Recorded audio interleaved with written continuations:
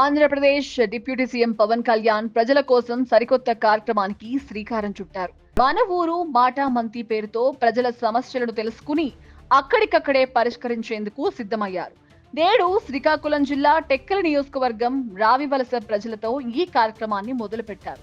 మంగళగిరిలోని తన క్యాంపు కార్యాలయం నుంచి పవన్ వీడియో కాన్ఫరెన్స్ ద్వారా ప్రజలతో మాట్లాడి వారి కష్టాలను తెలుసుకున్నారు.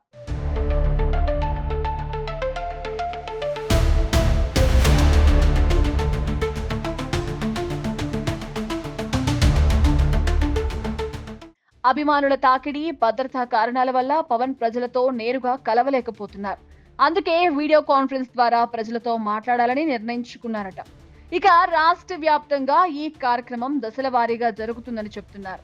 ఈ మేరకు నేడు టెక్కలి భవానీ థియేటర్లో మన ఊరు మాటా మంతి కార్యక్రమాన్ని ఏర్పాటు చేశారు. పంచాయతీరాజ్ గ్రామీణ అభివృద్ధి శాఖ ఆధ్వర్యంలో అమలు చేస్తున్న వివిధ అభివృద్ధి పనుల గురించి పవన్ అడిగి తెలుసుకున్నారు. ప్రజా సమస్యల పరిష్కారానికి సంబంధిత అధికారులకు ఆదేశాలు జారీ చేశారు. అంతేకాదు రావివలస గ్రామంలో డ్రైన్లు, రోడ్ల నిర్మాణానికి 5 కోట్లు మంజూరు చేశారు.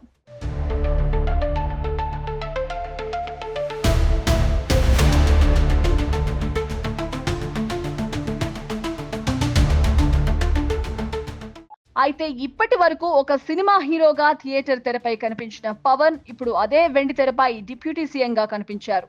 భారతదేశ చరిత్రలో ఇలా సినిమా థియేటర్లను ప్రజా సంక్షేమం కోసం ఉపయోగించడం ఇదే తొలిసారి. సినీ నటుడు ఏం చేస్తాడు అనే స్థాయి నుండి అదే సినిమా థియేటర్లోనే స్క్రీన్ వేసి ప్రజల సమస్యలను తీర్చేలా ముందడుగు వేయడంతో పవన్ పై సర్వత్రా ప్రశంసలు వెల్లువెత్తుతున్నాయి.